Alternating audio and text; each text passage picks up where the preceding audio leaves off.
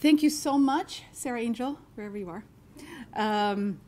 It was actually because of Kathleen Munn that we met.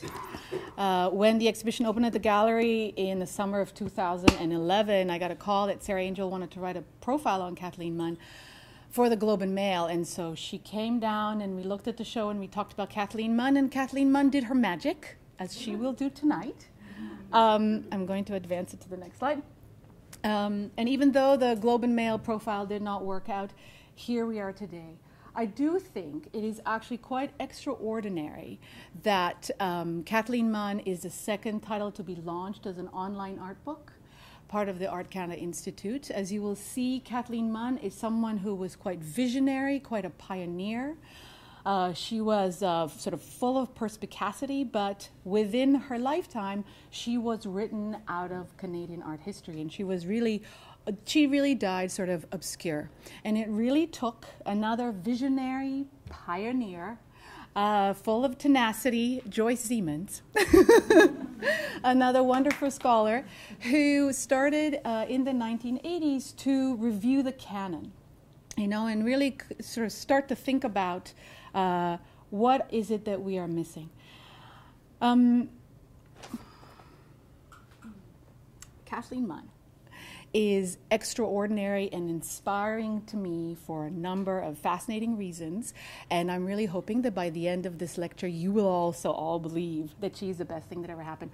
But I do think that the thing about Kathleen Munn that to me is most relevant is that she reminds us that what we know is limited by the questions that we ask.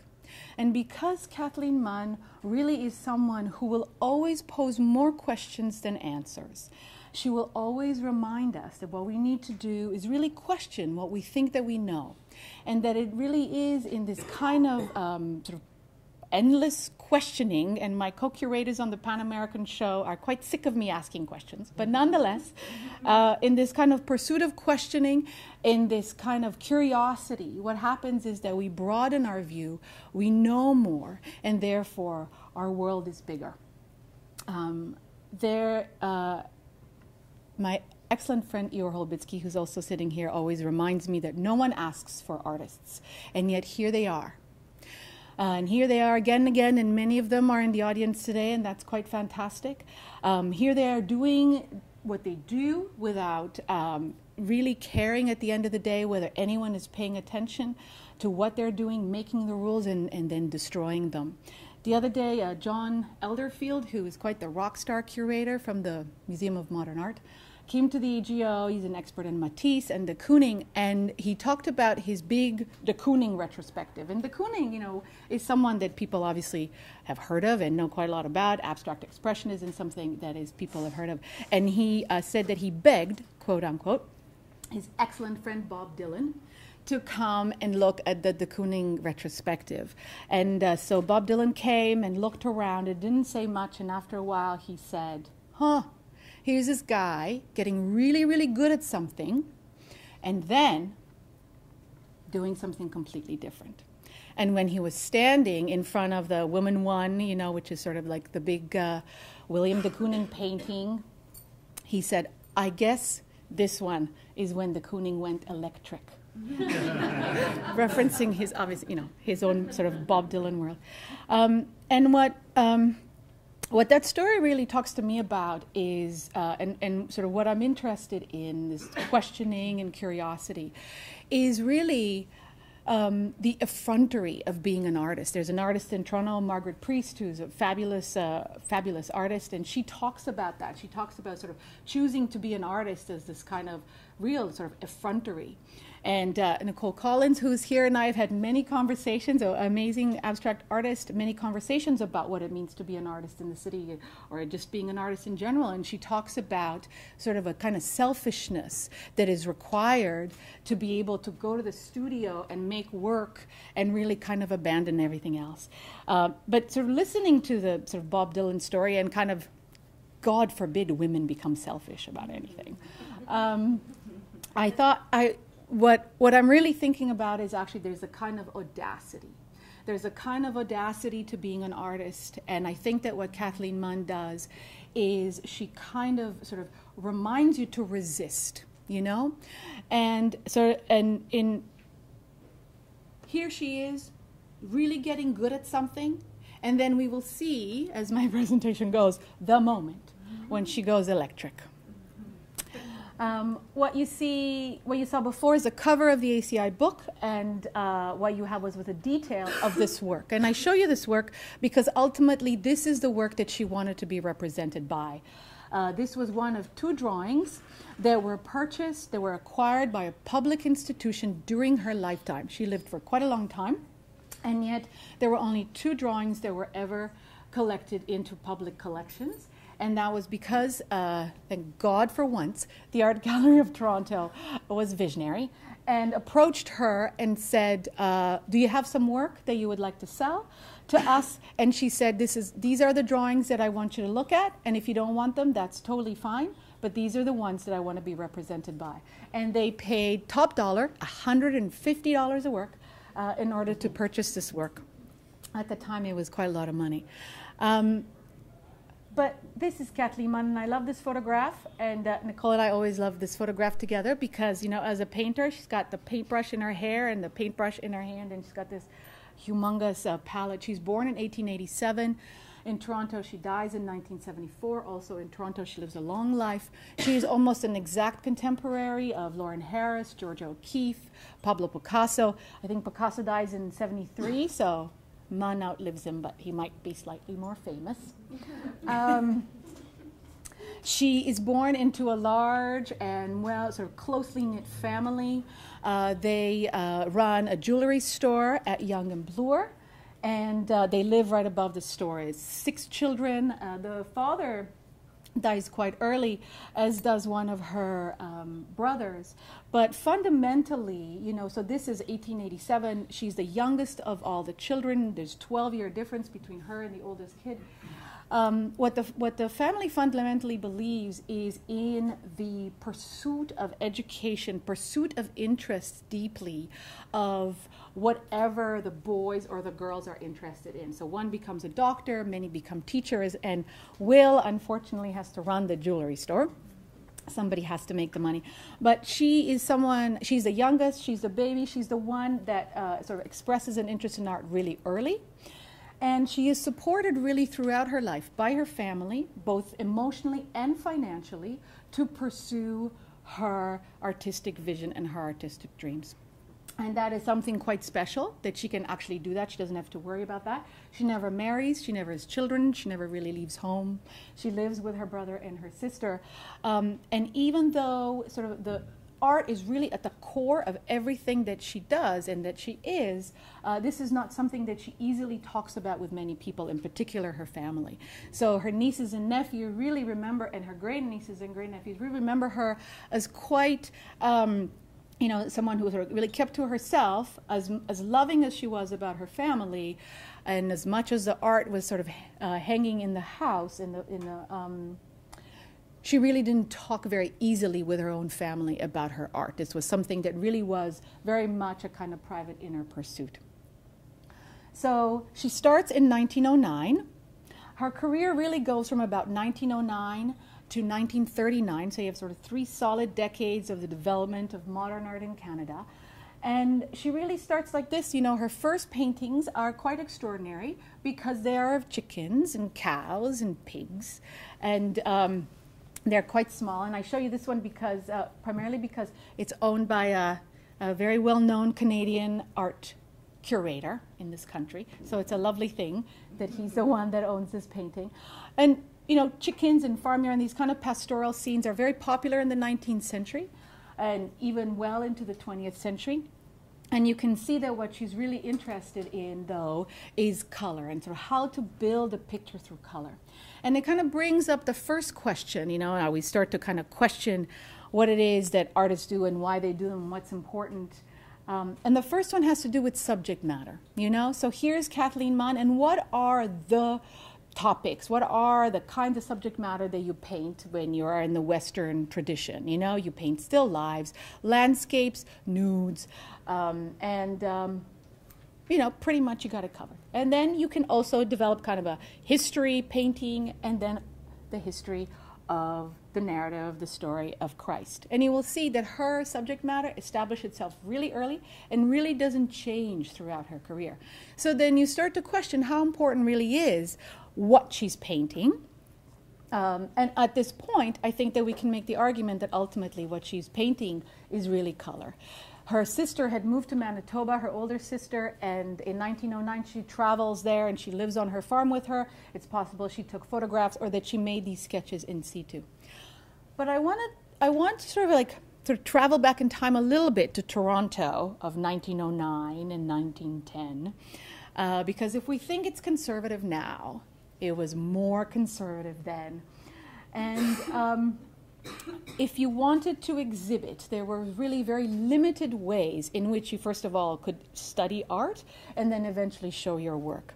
So just for context, I want to show you the kind of work that someone like Lawrence Harris was making at the time, also in 1912, not because he was so highly regarded and sought after in 1912, but rather just to give you a sense of someone who does react to the sort of traditions and conservatism of the city, and yet still the same, very similar subject matter, and yet I would argue, as interested as he's in color and pattern and how you build a picture in space, there doesn't seem to be sort of that kind of immediacy and kind of expressionism that really you get when you're looking at a Munn from 1909 or 1910. Nothing against Harris, he is awesome, but just to give you a sense, the only one that may rival, let's say, that kind of visionary pioneering spirit in this country would be Emily Carr, and she spends 1909, 1910 in Paris and in France, and this is the kind of picture that she makes in France. Of course, she comes back to Canada and she takes this kind of modern visual language and she starts to paint the villages of the Northwest Coast, and no one likes them, and so she gives up making art until 1927, which you will see that is sort of a similar story. Luckily for Carr, goes a little bit better, because in 1927 Harris discovers her and really makes her into the Carr that we know, and therefore we have the one art college in the city, in the country, that's named after an artist, and that's Emily Carr. So that's pretty significant. But I just want to say that you have to imagine that the art scene in Toronto at the time, would be still continue to be quite academic. That you would have some sort of Impressionism and post-impressionism kind of seeping through. But ultimately there were these kind of singular artists, Emily Carr, Lawrence Harris, Tom Thompson to a certain extent, and David Milne, who would really kind of decide that this is my own private vision, this is what art is about for me, and I'm going to go and try to pursue that for myself. What Munn does is that ultimately she starts to develop these pictures into larger canvases.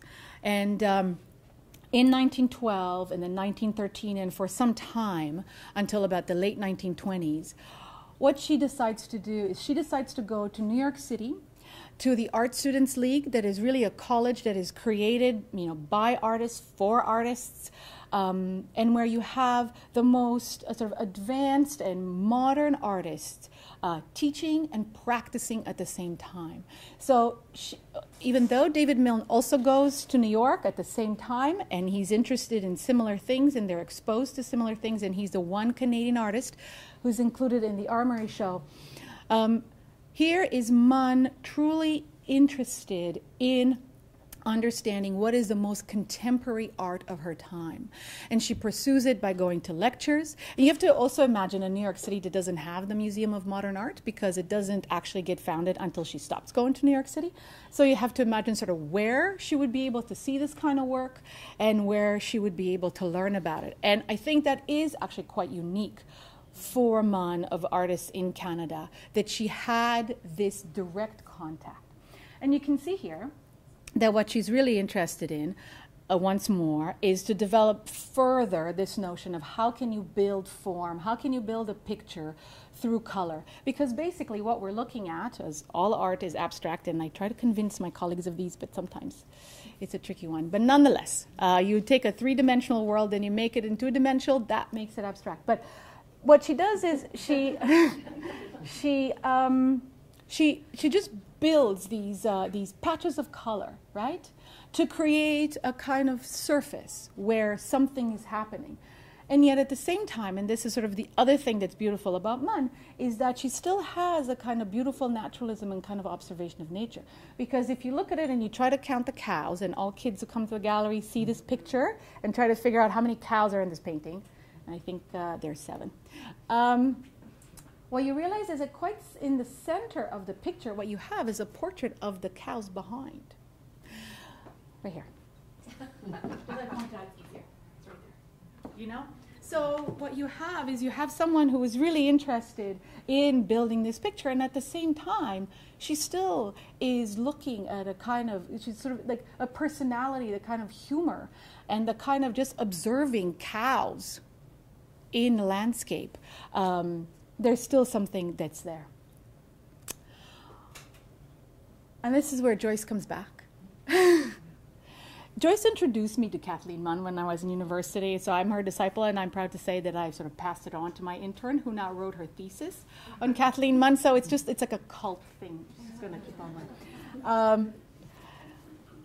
So you can imagine in this situation where you have pretty conservative art that the public was interested in, that artists really, for most artists in Toronto, the successful ones anyway, were making at the time. You can imagine that her work was recognized as being quite advanced, but at the same time, really sort of baffling and beyond really what we can comprehend. So there was never kind of a comfortable space for Munn to really fit in. And I think Anna mentioned that I'm working with Susie Lake, who's sitting here today, who is an artist very similarly, kind of sort of has this sort of this vision of what the world as she understands it is, and as she experiences it, you know, and sort of puts it out there, but people are not yet to see the reality that they're experiencing. So I think that's sort of a little bit the same with Kathleen Munn. So what happened is that, as I mentioned, by 1939, for a number of different reasons, she was already in her 50s, her cataracts were developing, her brother who ran the store died, and now she sort of had to take a more active role, although how active that was is, you know, debatable. She still had sort of the entire family taking care of her. But also sort of this context where she couldn't really find a place, where she really felt that she developed her vision, that she really had something to say, she really had achieved it, but there really was no reaction back. You know, that she really gives it up, you know, gradually just kind of goes away and spends the next 3 decades, you know, continuing her interests, but no longer being able to pursue them. So the good thing about that is that when you die, your family has everything in almost its entirety, which means that when a scholar comes calling, there's a lot less kind of piecing together that you need to do, and here you kind of have this treasure trove. And Joyce, I'm just going to tell the story. When she was working on Bertram Brooker, who you will see sort of becomes this sort of important figure in Kathleen Munn. He's the first artist to show purely abstract work in Canada, and that is significant. In January 1927, in his correspondence with a very close friend who's also an artist, says, I admire this artist's work, L.L. Fitzgerald, and Kathleen Munn's work most of all. So, even though many people have studied Brooker, who died in the 50s, and many books had been written about him, I think Joyce must have been the first who kind of went, who is this Kathleen Munn already, that Bertram Brooker keeps talking about. And so she sent her students through the cemetery, Mount Pleasant Cemetery. I sent a student to check the records to see if Kathleen Munn was still alive, because yes. Nobody knew. Charlie Hill didn't know, no one knew. Yeah. And this student came back and said, within 24 hours, I found her. I said, how did you find her? She said, well, anyone who was anyone in Toronto was buried in Mount Pleasant Cemetery. So I checked the records there. She was buried there, and I found that her niece, who was the custodian of her grave, and that's how I got there. You go. And so what she found under the bed and in boxes and in the cupboards are 9 notebooks. And the reason archives are important and notebooks are important is because it's through this kind of became a gateway to be able to trace Munn's pursuits and education in New York, right? So you just need kind of this little crumb, this little thread to be able to follow it through. And very generously, the family actually has donated the archives to the Art Gallery of Ontario, which means that many people, including Anna Hudson very recently, has been able to look through them and therefore start to make our world bigger, you know, as I said before, because of this sort of treasure trove of material. What we realize is that, and I show you this particular painting because right now you can see it at the Art Gallery of Ontario in the Great Upheaval. Franz Marc, a German artist who was very interested in color as well, and sort of color having a particular kind of symbolism, and ultimately really ended up only painting cows and horses and animals because he thought there was sort of a special relationship that animals had to the world. So this was someone, Franz Marc was someone that obviously Kathleen Munn was influenced by, and obviously was someone that she really was able to come into contact with because she was in New York City and because she was able to talk to artists who together with him had started groups and, you know, written texts.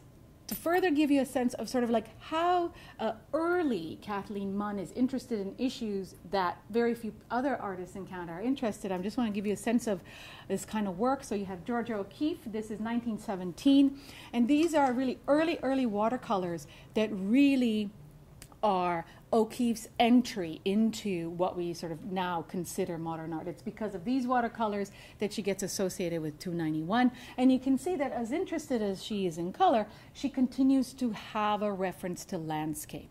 But it's artists like these, sort of the synchromists, this movement that was interested in the way in which color theory and how color creates form. Sonia Delaunay and her husband. I show you this one because it's at the AGO. Although there are many works by both of them on right now, part of the Guggenheim collection. And Stanton MacDonald Wright, who created sort of synchromist theory in the United States.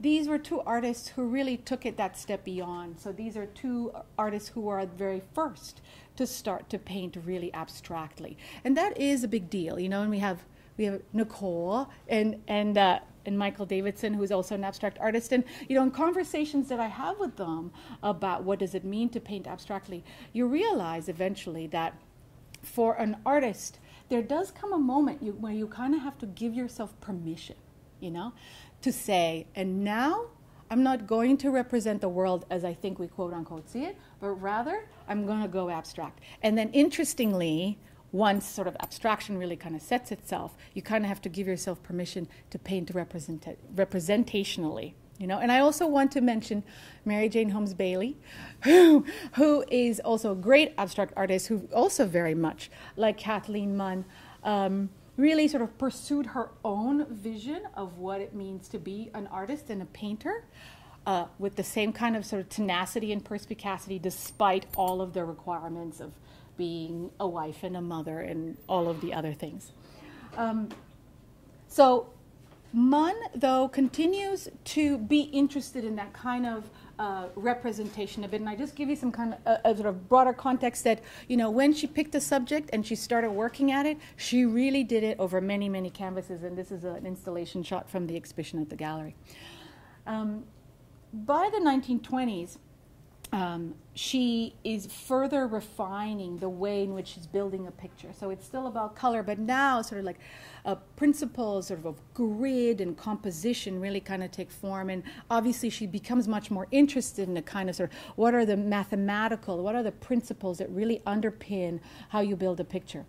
And just once more to give you a bit of a context, you know, the Group of Seven is created in 1920, and they have a big exhibition, and they have annual exhibitions after that, and they really are created in response once more to the fact that if you're an artist in Toronto at this time, you have to be elected as a member of a society in order to be able to show, in order to be able to be seen, in order to be able to be reviewed, and so on, and collected, and so on and so on. And the Group of Seven really, you know, kind of builds itself because they want to have a venue to show their own work that doesn't really fit so easily into these annual shows. So you can imagine these gorgeous landscapes of Algoma and the Tom Thomson Jack Pine and the West Wind, you know, and these are still images that we today, you know, understand to be sort of these great Canadian images. But at the time, they were not accepted. So you can imagine in the midst of all this, what you have at the RCA, the Royal Canadian Academy Annual Exhibition 1923, Munn shows something like this, right? That has nothing to do with the national art movement, nothing to do with landscape, nothing to do with Canada.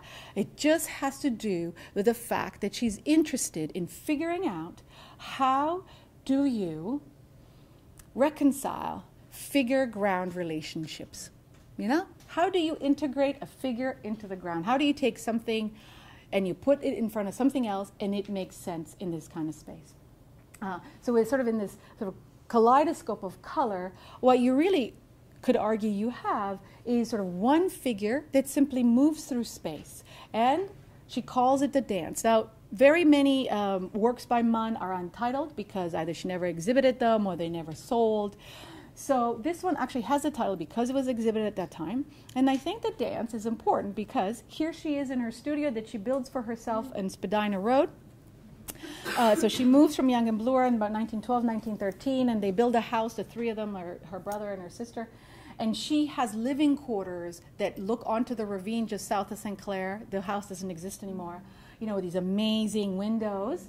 And there it is in the corner above her is a reproduction of Henri Matisse's The Dance, which is now in the MoMA, but just a reminder, did not exist at the time that she was looking at it.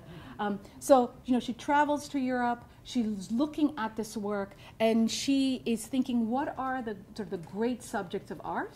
The great subjects of art are the dancers, and here further on you can see the other great one is the bathers. I know it's sort of to kind of squint, but I wanted to give you context shot.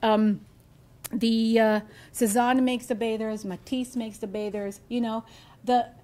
Again, you kind of start to think about whether what the subject is really does eventually matter, or whether it's just kind of an artistic pursuit and developing a visual language for the way in which you're experiencing the world right now. As I mentioned, Joyce found things in boxes and rolled things and all the rest of it, which means that a lot of the work that Munn made is in terrible shape. And I am extra super proud to say that this is the latest acquisition by the Art Gallery of Ontario. And I am super proud to say, I don't know if John was here or there at the time, but this was sort of an acquisition that the committee enthusiastically approved, even though it's fallen apart. And I just thought, you know, maybe we have come a long way, baby, maybe. And what this also means is that now we are able to take this picture and start conservation treatment and therefore return it to sort of its full glory. But again, you can see that while she was making these super extra colorful pictures, she was also making this kind of work, more sort of restrained color, where she was trying to figure out what are sort of the ideal proportion of the human body, how does the human body move in space, and again, how do we integrate it into the ground? And you can kind of layer a narrative over it if you like, and it can be sort of Adam and Eve out of the Garden of Eden, or it can simply be sort of these two figures in a landscape and her trying to figure out how to integrate that. And here is a close-up of the notebooks, so that you have an understanding that really the notebooks are a record of everything that she read, and she transcribed it. So these are not journals, these are not diaries. Literally, she would go to a lecture and she would write everything down. She would read a book, she would write everything down, and she would underline. And I love this one about Paul Cézanne because it says his life and work, and then tiny above it says died of diabetes. So you know, these are like all really interesting details to her. Including reading on sort of feminism and also nutrition. And the other interesting story about that is that when her niece inherited everything, so in the mid-70s, she contacted the AGO library and she said, my aunt was an artist and I have all these books. and the librarian was just starting that day, and so he said, okay, just bring them over. So he never found out who the artist was, but got this amazing treasure trove of books, and luckily he made a list, because then he parceled it, between OCA and U of T and so on and so on. And it was actually Joyce, again, who, when she went and did research at the library, put the story together and realized that this library was actually Kathleen Munn's library, which is an amazing compendium of sort of art history texts, books on design and principles of design, like really sort of key core texts, as well as a book on the anatomy of the cow. Because when she started to think about something, she really was quite thorough. And here is Munn's sort of foray into abstraction. She, in the mid-20s, she became quite close friends with Bertram Brooker. He really was the only one with whom she really shared a kind of passion and understanding, and he also stands out as sort of this artist who really gets really good at something and then abandons it and starts something else. But this is not the moment when she goes electric. You have to wait for it. So these two canvases, unlikely that she ever showed them. This is its pair. And, they were sort of rolled up and eventually exhibited. And you can see that here she's interested again in simply like how there's sort of, in modern art, a kind of how do you justify going abstract? There's a kind of spirituality, there's text around fourth dimension and issues like this that clearly she's trying to express, but I do think that ultimately she's just fascinated with color. And I show you this picture by Brooker so that you can have a sense of the kind of work he was making at the time. But I also show you this picture because this is the picture that Kathleen Munn owned, because they actually traded. And this is the picture that she got, and this is the picture that he got. Of the horses. So you can see that even though she makes up dance in 1923, here she is, later on returning to that kind of subject matter with much more sort of dynamic movement. You see this sort of crazy cow or bull, whatever it is, trying to like rush through this spiky world. The reason this picture is also important because it provides yet another little thread, little crumb that you can follow, which is that Brooker owned it, and then he put it in a publication called the Yearbook of Art in Canada, 1928-1929. Yearbook, he was hoping to do it every year. And in this publication, he reproduces it, and then in the text, he says something that's actually, I think, quite relevant, which is that Munn, for him, really kind of epitomized the student of the most ancient and the most modern art. And really, I think it's important to think about that in particular, Munn reminds us once again to consider the fact that modernity really isn't about a radical break. It's not about a kind of an abandonment, but rather it really is about a culmination, an ongoing investigation that starts with the Greeks and just keeps on going in Western art. And here are contemporary artists dealing with the same issues that artists have dealt with in the history of Western art, simply now developing a new visual vocabulary with which to deal with. And it really is this kind of pairing. She was interested in ancient Japanese, Mesopotamian art. She would look at that at the Metropolitan as much as she would look at the Cubists and Picasso and everybody else. And it really was about how do we bring this together and how do I sort of insert myself. When she has that Matisse on the wall, it's because it's a signal to say, this is the conversation that I really am part of. This is what I'm interested in pursuing. And this is when, just so they have a sense of sort of putting them together. And this is the thing about Munn, is that always more questions than answers. Joyce has been looking at them for, 30 years. I've been looking at them for I don't know how long. And the picture that's on the right is in Montreal. And the museum decided that it needed some conservation, so it was sent out to a conservator who became absolutely fascinated with this picture that had tack holes in only certain places. And so he never heard of Munn. He was totally inspired by her. So he goes looking for the other picture. is in the National Gallery, and he's staring at it because, you know, all of us have been staring at it forever, and then realizes that it's actually once upon a time was one picture. This is Michael O'Malley, who made this discovery. And in fact, Joyce told me the day ACI was launched. And I said, we have to put it in the book. We can't let the book go out without. Anyway, but it's, again, you know, so you realize that actually her interest in abstraction was actually much more ambitious. And then she does this crazy thing, which we'll see kind of develops later on, which she starts cutting up pictures and seeing what comes of that.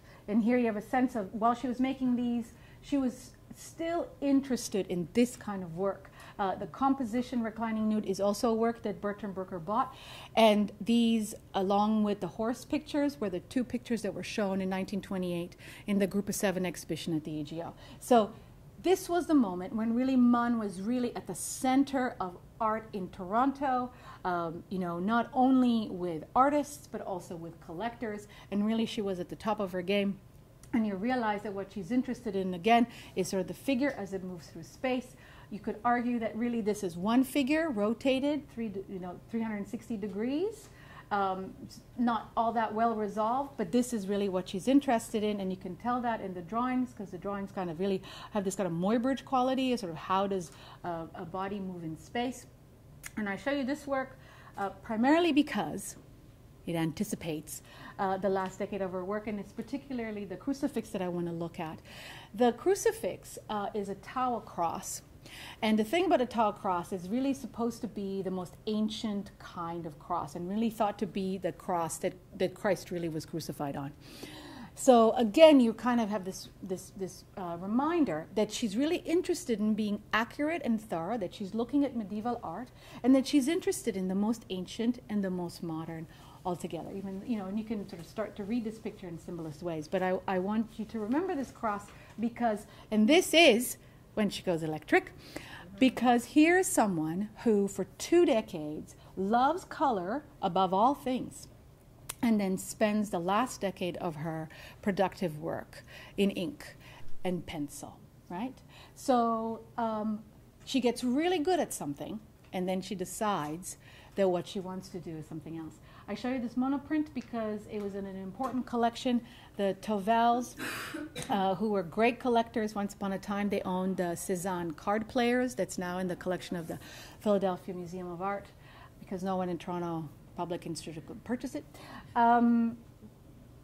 They owned this monoprint, and the reason I mention it is because their collection was made up of the Villon brothers, so Duchamp, Villon, sort of all of these sort of modern artists, as well as 17th century, 16th century Dutch engravings of the Passion of Christ.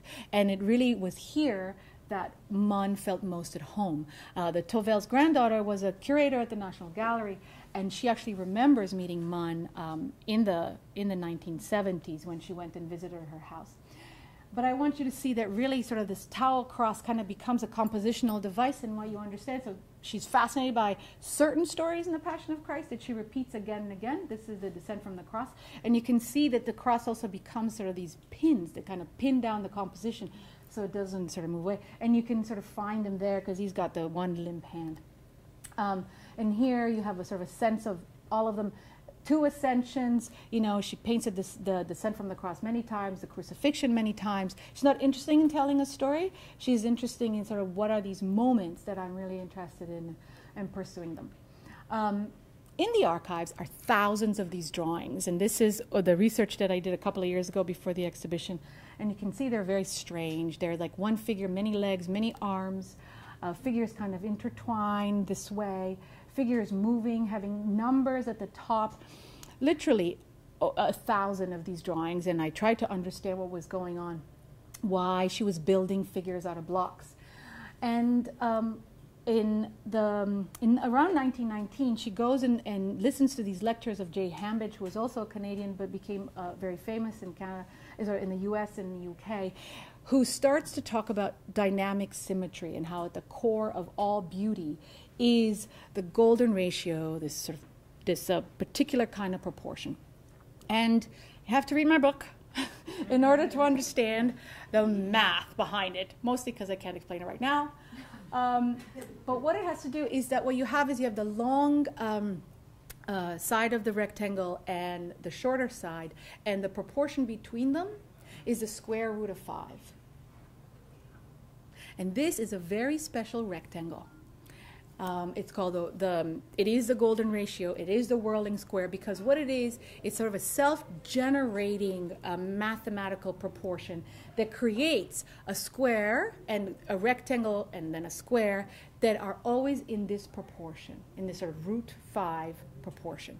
And really, it's at the core of beautiful principles. And what Munn does is, as you see in the next slide, is that she actually takes this square and she makes it into a cube, and then she builds a figure out of it. So she takes this sort of mathematical principle and turns it into how I can make this into sort of a human body, a human form. But what I realized is that as she was building them, and then the planes are always in sort of similar relation to one another, but why do these crazy figures have endless legs and arms? And I'm giving this talk at the AGO, and the husband of the niece is in the audience, and I said, you know what I did is I took this drawing, and we have a light table in the AGO because we used to look at slides, which don't look anymore. So I looked at it, and when I turned the light table on, I realized that you could see through the paper. But I have no idea how she would have done this. Would she have done this like with the wall, with the window, you know? And then he put up his hand and he said, well, we have our light box. So that was very helpful. And what you realize that it's a beautiful light box. Again, sort of this homemade remedies for her pursuit, right? And I'm showing you that drawing. In the middle is the one as you see through the light. That's the back and the front. And that's you realize that she's really fascinating with how can I make this figure move in space? Is it this leg position? Is it that leg position? And she invents a way to be able to figure that out for herself. And I love this little note on the back. It'll add an inch or try 2 inches. You know, this is the nephew who had broken his leg and had to live in the house, who did not understand at all why his aunt contributed nothing to the family at all. She lived in this beautiful space downstairs, and everyone just tiptoed around her because she worked at night. Now it turns out so she could see the light box. Didn't really do much in the day, and he had to build her this beautiful light box so she could make. And you can see that she continues to invent ways to resolve her problems. And you see the back and the front of the same work. She would have all of these pieces of typewriter paper with many, many legs, and then she would collage them, and she needed an extra person, and she would just add that extra person in order to keep building a composition. So here is again the descent from the cross that ultimately becomes this. So after she builds it, she draws it freehand. This is the picture that Rosemary Tavel, the granddaughter of the Tavels, saw and wanted to purchase for the National Gallery when she visited Munn in 1974, months before she died. But unfortunately, you know, because institutions are bureaucratic, it wasn't until 1995 that she was able to actually purchase this work. But it is in the collection of the National Gallery. And I show you this ascension because I realized, and I don't think you can see them quite well, that on the sides, what she has is she has the rays actually continuing, and then she has like a letter system, which I have no idea what that is. But really it makes you think that she continues to build this picture by making this grid that is connected to some kind of, you know, alphanumeric system of her own understanding. And you can see here she took the square root 5 and created these 3-dimensional forms that ultimately become a head and a torso. And this is the other crazy thing that she does. So here you have the drawing sort of naked. You can see the grid. And then in order to stretch it, she just sews it together, you know? So what happens on the back of these paintings is you have that same kind of grid, that same kind of rays that are kind of moving back and forth. She does try to do what she does in drawing in painting, not always as successful. Here it is sort of in situ. She makes sort of ink washes of that. And here are the drawings, as you can see, sort of how they relate in scale to one another. The Last Supper she's interested in, and ultimately we return to this moment where she creates these last two drawings. These are really the drawings she wants to be known for, and you can see that she even further simplified the composition, where you really have this sort of echo of medieval sort of quatrefoil that kind of contains the Last Supper table, and it's the only time that really it is Christ, because he has a crown of thorn, and you know he's about to ascend, and that is his resurrection. So she stops making work. She, even though people know about her, Brooker dies in the 50s, and then she really becomes almost entirely, completely forgotten.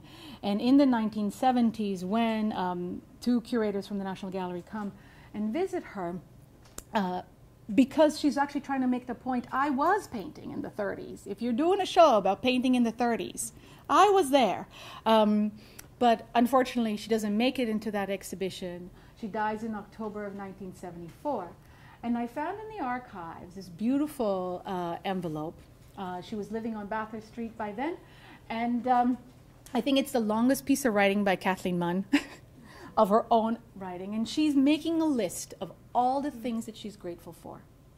And mostly she talks about her family, and she talks about love and how she tried to be so good. And then I underlined the part where she says, thanks for a possible future for my work. And really sort of this beautiful sentiment that there was this moment right before she died where she really was indeed hopeful, but unfortunately she dies in October and doesn't realize that here we are today. Here we are with ACI being the second book, is Kathleen Munn. That indeed there is a possible future for her work. And I'm going to end with the last slide. This is the latest acquisition, because the family just keeps having things. And they just kind of like, oh, but I have that. So I was talking to them about the fact that the painting is falling apart, and we don't understand why it's falling apart. And we're talking to the conservator, and, you know, what's happening, that, you know, build it properly. You know, like there's a sort of separation between the primer and what's happening with the paint. And they said, well, we have our paint box. So that's very helpful, because that means that now the Canadian Conservation Institute can do a lot of research on her paints, and therefore understand better how to treat the painting. And I love that little detail. It says Kathleen Munn, 800 Yonge Street. So, thank you.